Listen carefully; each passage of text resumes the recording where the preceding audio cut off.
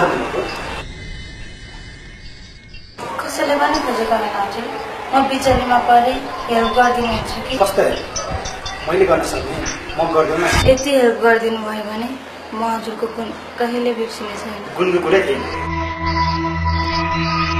तर मेरोमा एउटा मात्रै बेड छ हजुरलाई अप्ठ्यारो नलागे बस्न सक्नुहुन्छ अप्ठ्यारोको त कुरै छैन मर्नुभन्दा बोलाउन निकोरे ती माथि माग्नेलाई तातो भात भने चाहिँ सोचेको जस्तो कहाँ हुन्छ उसो भए आउनुहोस् न भित्र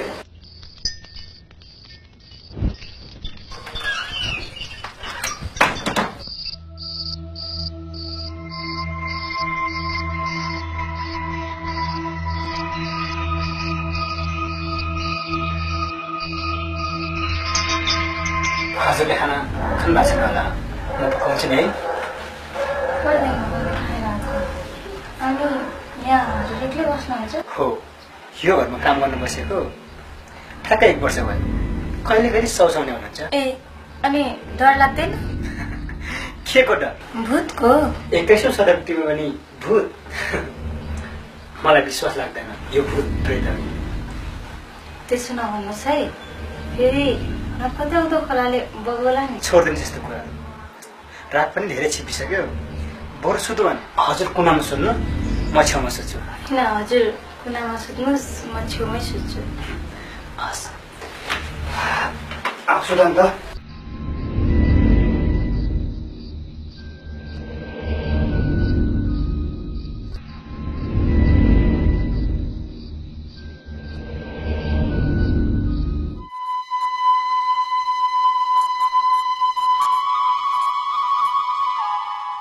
कहाँ गएछ नि जान्छु नि गएछ आजकलको जमाना गुण गर्ने जमानै होइन रहेछ कमसेकम जान्छु त भन्नुपर्छ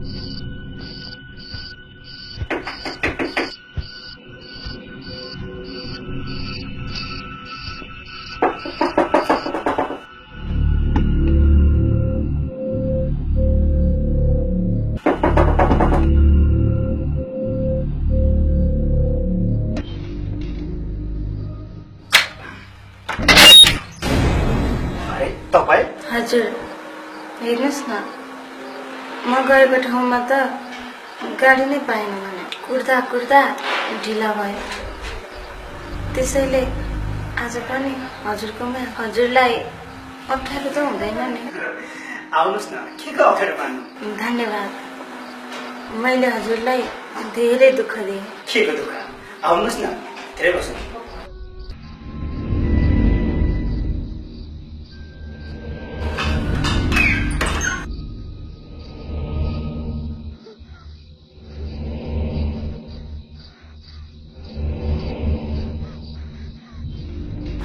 त्यसो गर्नुहोस् न हात धुनुहोस् म खाना पसिदिन्छु होइन खाएर आएको ए साँच्ची हजुरको शुभ नाम चाहिँ के पर्यो प्रवीण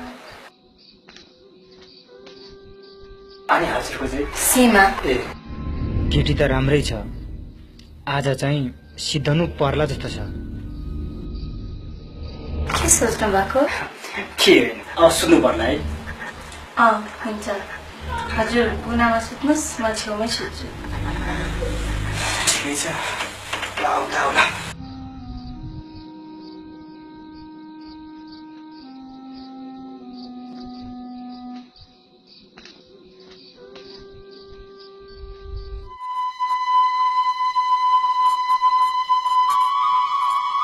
होइन यो केटीको पारा के हो राति रेडी आउँछ बिहान नसि जान्छ बा घरि आयो भने चाहिँ यसलाई म नसिधै छोड्दिनँ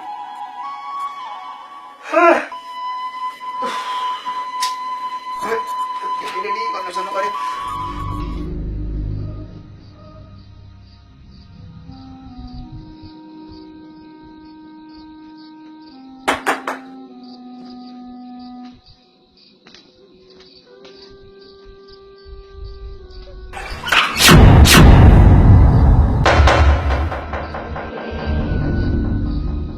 आज फेरि तपाईँलाई दुःख दिन आएँ, नरिसाउनुहोस् है। हेर्नुहोस् न, बिहान हजुर मस्त निन्द्रामा हुनुहुन्थ्यो, हजुरलाई डिस्टर्ब हुन्छ भनेर गए पनि नभनी गए। हेर्नुहोस् न, आज पनि गाडी नै चलेन। केही छैन, आउनुहोस् त भित्र। धन्यवाद।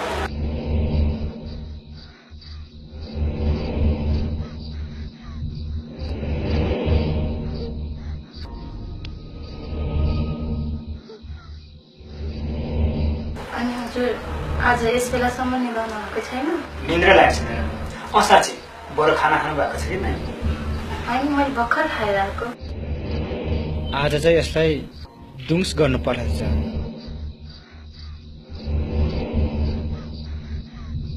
के हेर्नु यस्तरी? के होइन, हजुरलाई एउटा कुरा सोधौँ? भन्नु न, के कुरा हो? तपाईँ रिसाउनुहुन्छ होला? भन्नु न, किन रिसाउनु? हजुरलाई देखिदेखि मलाई कता कता कस्तो कस्तो भइरहेको छ। के भन्न खोज्नु भएको? सिधै भन्नुहोस् न, मैले त कुरो बुझिनँ नि। म तपाईँलाई माया गर्न थालेछु। के तपाईँ मसँग माया गर्नुहुन्छ? हजुरले मलाई सधैँ साथ दिनुहुन्छ? हजुर भन्नुहुन्छ भने म तयार छु। अहिले भेट्यो।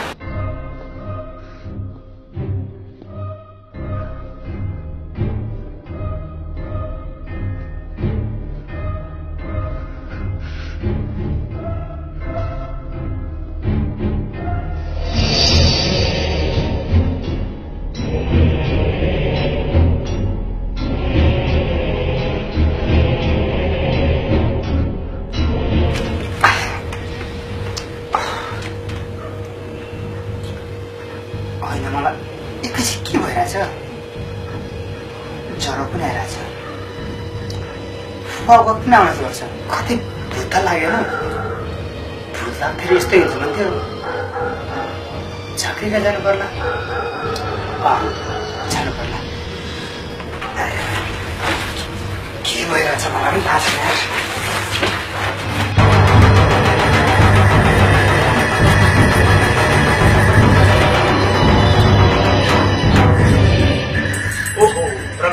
तिमीलाई त किस्कनेरी पो भेटेछ। किस्कने भनेको के हो जान्दिबा? ओहो, त्यति पनि थाहा छैन? फालेर मरेको, डुबेर मरेको, झुन्डेर मरेको, भिख खाएर मरेको, त्यसलाई किस्कनी भनिन्छ। त्यो किस्कन्डी भनेको केटी जस्तै हुन्छ जान्दिबा? हो, हिरोनी जस्तै राम्री हुन्छ, लोभ लाग्दी हुन्छ। त्यो मान्छेसँग सुन्न पनि आउँछ? आउँछ ल। ओहो, त्यसो भए त्यो केटी नभएर किस्कन्डी पो रहेछ मसँग सुन्ने केटी? म विचार गर्छु।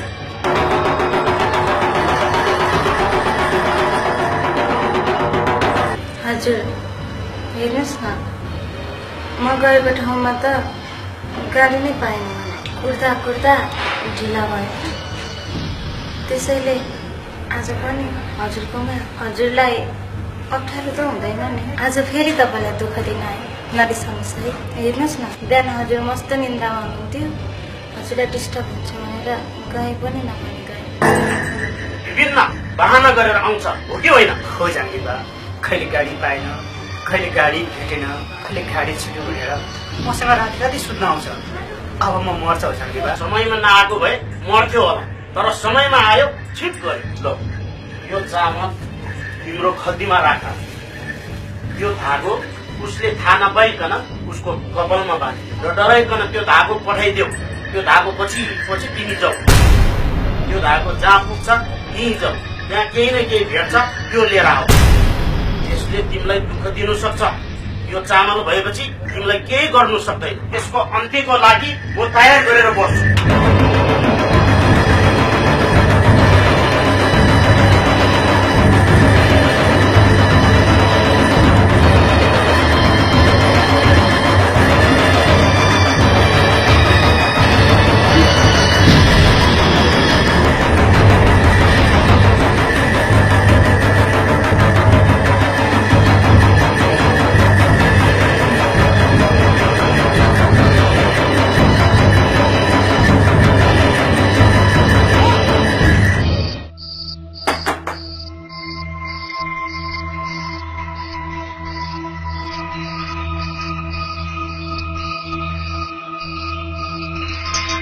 आज त ढोका खुलै रहेछ।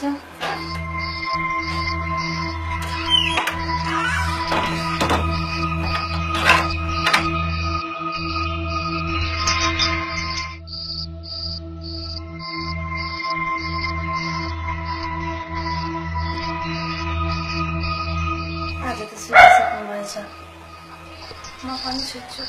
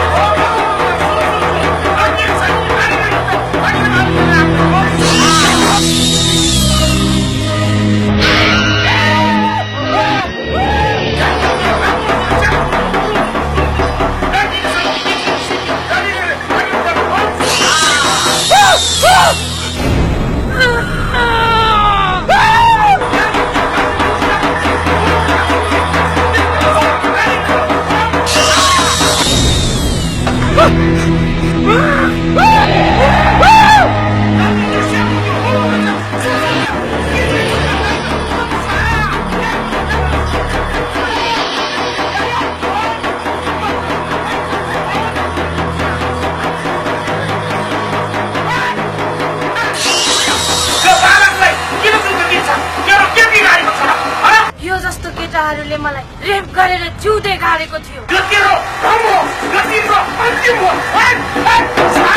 त्यसैले म यो जस्तो केटाहरूलाई विभिन्न रूपमा आएर फसाएर मार्नेछु र यसलाई पनि मार्नेछु।